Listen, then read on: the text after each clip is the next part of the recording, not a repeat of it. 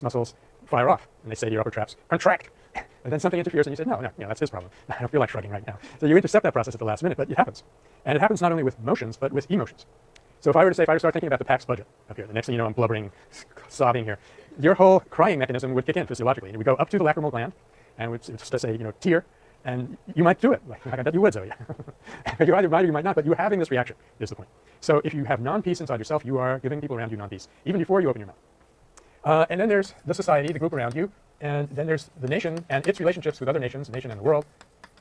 And then, of course, there's finally the planet, which we are suddenly realizing is way more important than we thought. Peace with the planet, having it be at peace with us, we could actually survive long enough for you people to finish your PhDs, which at this point looks like it's a little bit in doubt. Okay, so that's peace, and if you come at this as a PAX major, these are the kind of frameworks that you usually are running around in. And in a parallel way, we have the same thing for nonviolence. You can divide nonviolence into negative and positive, and negative nonviolence has a special name, though not everyone in the field would agree with me, and there's 5 of us in this field, so and principle. And so strategic nonviolence means principle. Strategic nonviolence means, okay, I'm not being violent towards you right now, and that usually is defined on the physical level. Okay, I mean, I don't have heart unity with you. I hope you croak. Get out of my face. But I'm not punching you. I'm not even cursing. Don't worry, this is not the state of mind that I'm in. It's just by way of illustration. And as long as that's going on, some people say, hey, this is nonviolence. Now, that's a huge mistake, because this is less than a fraction of 1% of what nonviolence actually is. I'm not saying that strategic nonviolence is the wrong thing to do. If the choice is between strategic nonviolence and violence or cowardice, hey, go with strategic nonviolence every time. But if it doesn't work, don't come to me later and say you want your money back, you paid for this course, because nonviolence doesn't work. Okay? So in a very parallel way, then, principled nonviolence means where you have the well-being of the other person at heart, and you have the confidence that the solution can be arrived at such that all parties will have their legitimate needs met. So it's kind of a faith issue, if you will. It's part of a vision. That kind of part of this. And we're going to talk about that more in a minute, but just as we have this set up in peace studies, we have it also in nonviolence, and there's a concept called person power, which was invented by your humble servant. And any of the A folks would like to define what that is? I know you were incredibly good at this about 3.5 weeks ago. Zoe? Yeah, just blast it right out. Person power is defined by the ability of a person who sincerely is carrying out principled nonviolence. How they are capable of carrying the power to effectively carry through nonviolence. Hundreds of people that could not have nonviolence in their heart or carrying out. Good, very good. Now I have to repeat everything for the webcast, so tell me if I don't get this quite right, but it's the power that an individual person has who is committed to principled nonviolence and is able to carry that power into a given social situation where there could be 100 people who are going through the same motions, but it's not in their heart. They don't really feel this. They haven't had PAX 164. It's not their fault. The reason that I developed this term was a lot of people were saying that nonviolence is people power as opposed to state power. And one of the revolutions that we're going to be studying in this course very soon is the people power revolution that took place in the Philippines in 1986, where on the one hand you have the power of the state, and it is embodied in its institutions, its uniformed military, its it's Homeland Security, whatever it uses for this sort of thing. And on the other hand, you have the power of people who last November 7th started to say, hey, we don't want this. And on the 27th of this month, we're going to go to Washington, D.C. and do something about it. And I hope some of you will be there tapping people on the shoulder saying, you think you're in phase 1, but you're in phase 2. You should be doing this. And so forth. We'll get back to that. But I'm not saying that people power doesn't exist, but it ain't nothing compared to person power. And in principled nonviolence, you have Gandhi saying, numbers do not matter. Now, that's not totally true. I would rather say there are times when numbers matter, and when you need them, you will have them if you have the kind of committed person that Zoe was just talking about. Okay? So we have state power versus people power. It's very real. It's a very real dynamic. But we're also going to be thinking about person power, which is the incredible power that a single individual can have. If you want to visualize it, just imagine that older man in Tiananmen Square standing in front of that whole column of tanks. That's a good illustration. Okay, so here's what I'd like to do the rest of today. I'd like to spend some time talking about the basic characteristics of nonviolence, and I'm mainly talking here about principled nonviolence. And then I'd like to step back. We go 9:30 to 11. Yeah, okay, we'll be fine. Step back and look at the really big picture. What kind of struggle is the world going through right now, and why should we care about it in this course? I think I'm going to end up saying why they should care about us. I think we have a couple of clues that the struggle very badly needs.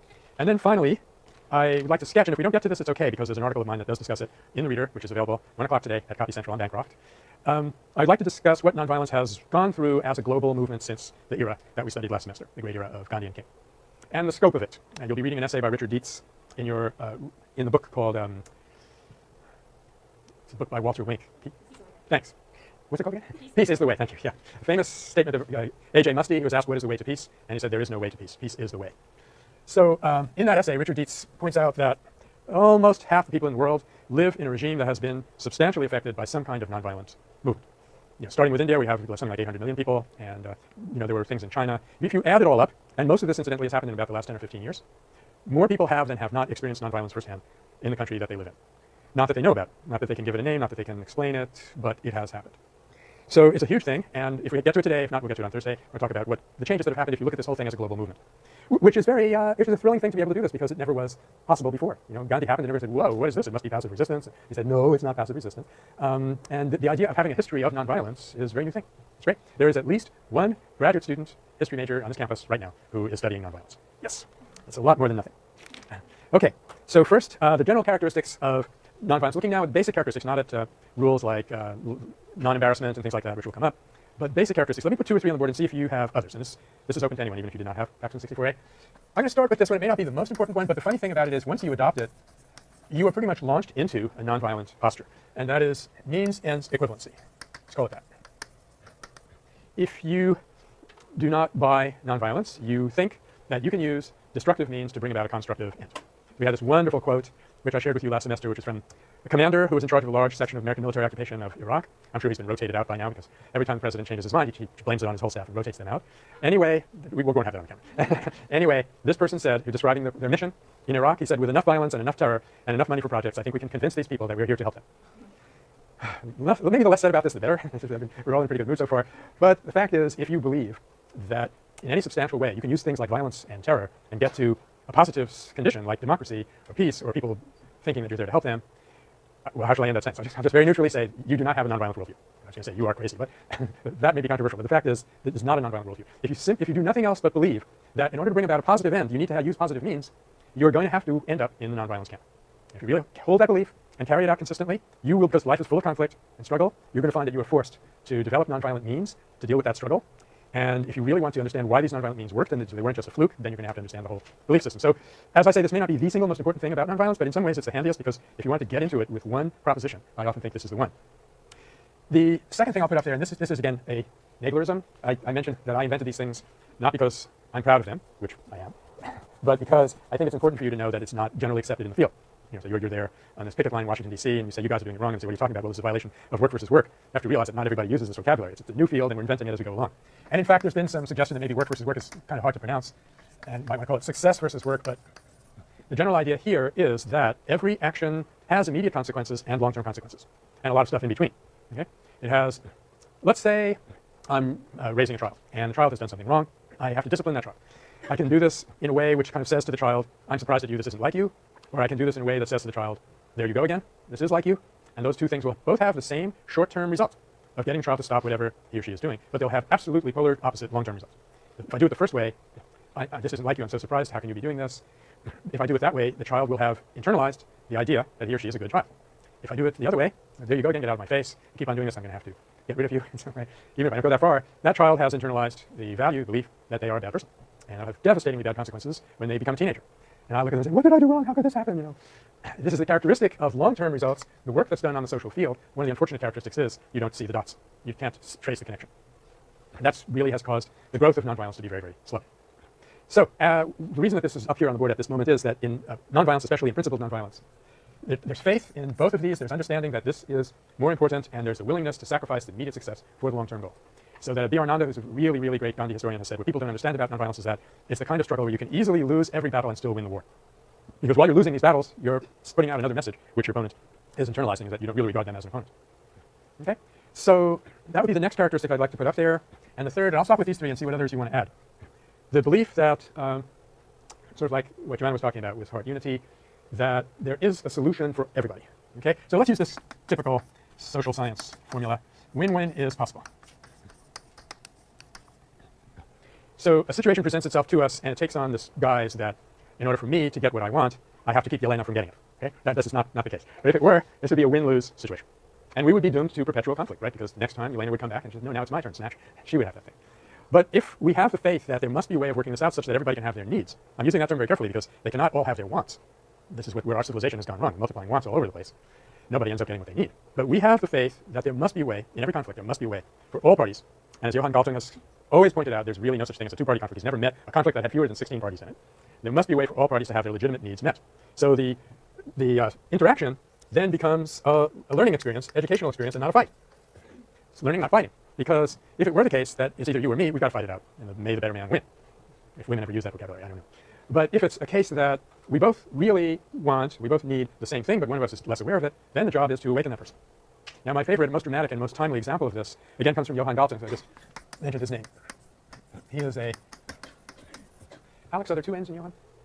Okay, it's Norwegian anyway. So. He's a very, very smart person who got out of academia. I have a lot of respect for that choice. And has become a world-class conflict negotiator. Spent a lot of time listening to people in the Middle East. He didn't have to spend much time listening to people in the West because he knew what they were about. Spent a lot of time listening to people in the Middle East, and he came up with the discovery that what people in the Middle East really, really need is respect for their religion. And what people in the West really, really need is access to their oil reserves. So there's absolutely no conflict. Not only is there not a clash of civilizations, there's not a clash of anything. There's no clash. Well, there really is a clash, of course, but what is it of? It is a clash of egos. There are people saying, in order to get access to your oil reserves, like, we have to go back to the colonial era, which is over about 100 years now, and reinvent it and have with us on top, and absolutely not listening to the needs of the other people. Another good example of this was, so I can get these figures straight, I'm not a medievalist, but one of the kings of France went to the Holy Land and negotiated with the Muslim rulers and came away with this terrific package where Christians would have access to Jerusalem, the holy sites. They would not be harassed or impeded with, interfered with in any way. This must have been Frederick II. This must have been Frederick II around the time of St. Francis, 13th century. Not that it matters for our purposes, but I think truth does help. Anyway, he said, you know, you didn't need any crusades. You can go there whenever you want to. Christian monasteries would not be tampered with, which Muslims never did anyway, because they respected, you know, Jesus for them as one of the prophets, and they respected anyone who was leading a religious life. And he came back and said, I did it. You know, I opened it up. It's all ours.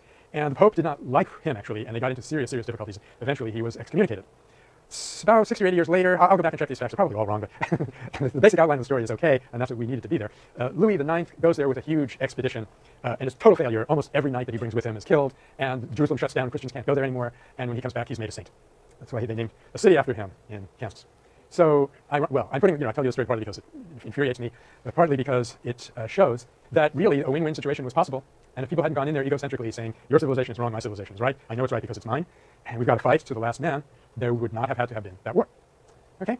So there are other factors that we could add, and I'd like to talk it over with you, invite you into this conversation now for a bit. What other things do you regard as really fundamental to the nonviolence worldview? Really different from the prevailing way of looking at things.